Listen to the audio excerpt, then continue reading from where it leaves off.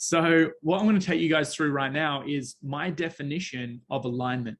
So last year with the Healy, the energy that I had inside of my belly, as soon as I saw the opportunity, I was waking up in the middle of the night, brainstorming ideas.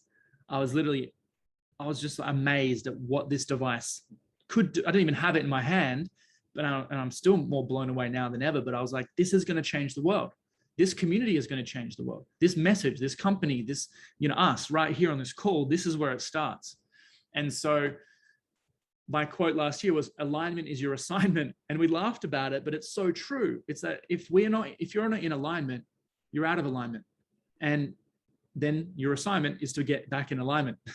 So I wanted to brainstorm, and this has taken many years of coaching hundreds of people, working with lots of people to realize, and being associated with lots of groups where people, I used to be a seminar junkie, go to all the seminars, try and learn everything.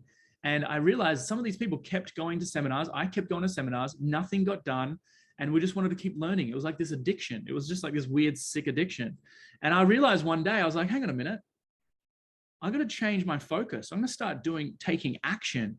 If I changed half of the energy that I put into learning new skills and actually took action into things that I was passionate about, or part of my mission, this is what I was starting to learn at the time. I was like, my whole life would change if I just change some of the energy. So I also realized, chatting to a lot of these people who are also seminar junkies too, I realized that a lot of them, what that means is that this might be an Australian term, but it's those that keep going to seminar, going to learning this, going to learning that, and never taking any action. Maybe some people who keep jumping on the calls and not taking action.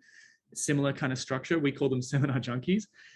It's that I would interview them, I would chat to them, I'd get to know them. And I realized is that none of them had a vision for something greater.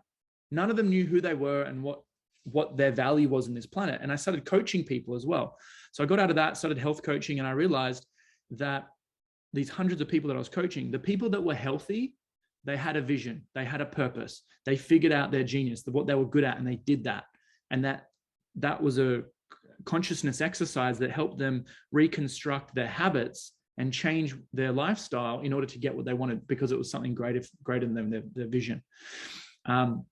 So I thought about it. I was like, how do we create and get in touch with our genius? How do we know thyself? And there's more trainings than what I'm going to share with you today. There's a whole model that I created years ago, and I was part of a book, and I've created some of that in the book. So I'll reconstruct that here with some of the trainings. But I've brainstormed all the areas that have helped me, all the structures, all these so-called, online free tests that help me figure out what my values are and how to find your genius and how to step into a fullest expression of leadership.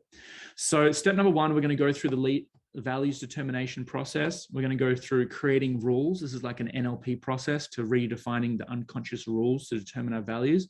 We're going to schedule that into our diary. We're going to list out low priority tasks and delegate or systemize those. We're then going to do the wheel of life, the color code test.